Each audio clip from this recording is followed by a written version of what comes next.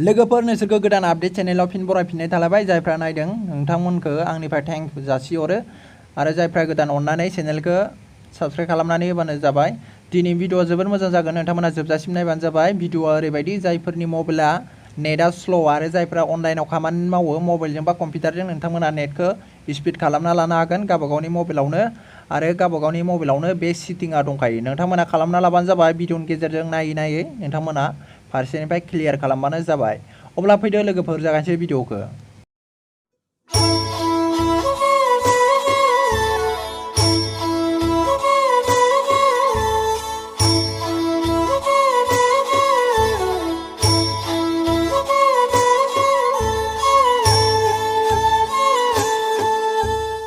अब्ला लोगोफोर जों थांनांगोन सेटिंआव थांनांगोन, मबाइल सेटिंआव नोंथांमोना खालामना लाबानो जाबाय। मबाइल सेटिंआव थांदो, अब्ला बेफोरबायदि पेज खेवगोन। बिनिफ्राय इयाव दङ सिम कार्ड एन्ड मबाइल डाटा, बेयाव नोंथांमोना खनसे थुबानो जाबाय गोजौनि सेकेन्डआव, इयाव खनसे थुदो। बिनिफ्राय इयाव दङ एयारटेल दङ, नोंथाङा मा सिम नोंथाङाबो सेलेक्ट खालामबा जाबाय। आंना एयारटेल नालाय एयारटेलाव खनसे थुनानै होबाय। अब्ला बेफोरबायदि ओंखारगोन, बेयाव दङ एनेबल सिम नेम, सिम नाम्बार, बेफोर गोबां दङ। डाटा रमेन्ट, बे डाटा रमेन्टखौ जों बेलेग जायगायाव थाबाथाय जोङो डाटा रमेन्टखौ अन खालामना लानांगौ, नङाबा नेट नाङा। बिनिफ्राय नैबेयाव दङ जोंना एक्सेस पइन्ट नेम दं गाहायनि गोजौआव, गाहायथारनि गोजौआव केरियारनियाव, ओमफ्राय एक्सेस पइन्ट नेमाव खनसे थुनानै होदो।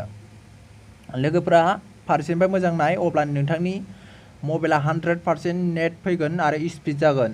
नोंथाङा गोदानब्ला बेखौ खालामना लायाखैबा नोंथाङा नैबे प्लासआव थुनानै होबानो जाबाय, गोजौनि प्लासआव खनसे थुदो। बिनिफ्राय बिदि ओंखारगोन, नेम थुगोन, एपिएन थुगोन, प्रसेस दं। ओमफ्राय नोंथाङा बेखौ दा बेफोराव नोंथाङा बायदिसिना नोंथाङा फिलआप खालामनांगौ, बेखौ आं खोन्थालांगोन मा खालामनांगौ, नोंथांमोना भिडिअखौ नायबानो जाबाय। अब्ला नोंथांमोना इयाव थुनांगोन, नोंथांमोना बेयाव थांनाय लोगो लोगो नोंथांमोना आंना अलरेडि खालामजोबनाय दंखायो, बेखौ नोंथांमोना सेलेक्ट खालामबानो जाबाय मोनसे। बेयाव आङो नोंथांमोननो क्लियार खालामलांगोन, नोंथांमोना नैयाव जेखौ दं नोंथांमोना बेखौ लिरलांबाय थाबानो जाबाय। फार्स्ट नेमाव दङ एयारटेल 4G मेक्स दङ, नोंथांमोनाबो बे नेमाव नोंथांमोनाबो एयारटेल 4G मेक्स थुबानो जाबाय। बेयाव नायै थुबानो जाबाय, आंना अलरेडि सिगाङावनो खालामना लाखानाय। बिनि उनाव दङ एपिएन, बे एपिएनआव gprs.com लिरबानो जाबाय। फिसायै लिरदोंबा फिसायै लिरबानो जाबाय, गिदिरै लिरदोंबा गिदिरै लिरबानो जाबाय।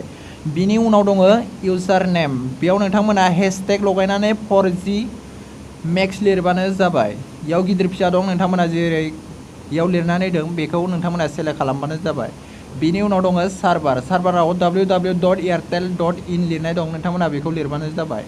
बिनिफ्राय जेरावबो लिरथ'नाङा, आं जेखौ खोन्थादों बेखौ लिरबानो जाबाय। बिनिफ्राय नैयाव दङ अथेन्टिकेसन, बेयाव दङ अथेन्टिकेसन टाइपआव नोंथांमोना खनसे थुनानै बेयाव नोंथांमोना लास्टनिखौ होबानो जाबाय। लास्टनिखौ खनसे सेलेक्ट खालामदो। बेनिफ्राय इयाव एपिएन टाइपआव नोंथांमोना जेबो नाङा। बिनिफ्राय दङ एपिएन प्रट'कल दं, इयाव नोंथांमोना बेखौबो गायनखौ होबानो जाबाय। इयाव लिरनाय दं नै IPv4 दं, IPv6 दं, गाय लास्टनिखौ सेलेक्ट खालामबानो जाबाय। बिनिफ्राय नोंथांमोना थांखोदो, नैबेबो बेनो एपिएन रमिं प्रट'कल दं, बेबो बेनो लास्टनिखौ होबानो जाबाय, सेलेक्ट खालामबानो जाबाय। बिनिफ्राय लास्टआव फैथार, नोंथांमोना नैबे लास्टआव दङ बिआरआराव नोंथांमोना खनसे टाइप खालामनानै होदो। बिआरआराव नै बेफोरबायदि नुगोन, फार्स्टआव नोंनिया नैयाव थागोन, बेखौ नोंथांमोना आनसेलेक्ट खालामनानै नोंथांमोना LTEआव हो। बिनिफ्राय नैयाव दङ UMTS दं, EDGE दं, नोंथांमोना बेखौ सेलेक्ट खालामबानो जाबाय। बोरै सेलेक्ट खालामदो नोंथांमोनाबो बे प्रसेसखौ नायनानै नोंथांमोना खालामबानो जाबाय। बिनि उनाव नोंथांमोना थांफिनदो, बिनि उनाव नोंथांमोना नैयाव दङ गोजौआव राइट, नोंथांमोना सेभआव खनसे खालामनानै होबानो जाबाय। अब्ला बेयो सेभ जाबाय। अब्ला नोंथांमोननि डाटाखौ अन खालामनानै नोंथांमोना खनसे ट्राइ नायदो, इउटुबाव थांदो, नोंथांमोना अनलाइननि खामानि मावदो। नोंथांमोना गासिबावबो स्पिड जासिगोन, गासिबावबो नेटआ स्पिड जागोन। नोंथांमोना बेफोरबायदि खालामना लाबानो जाबाय। आरो नोंथांमोना माबाफोर रोङाखैबा नोंथांमोना कमेन्ट बक्सआव कमेन्ट खालामना सोंहरनो हागोन। अब्ला दिनैनि भिडिअआ एसेनोसै लोगोफोर, थेंक इउ लोगोफोर।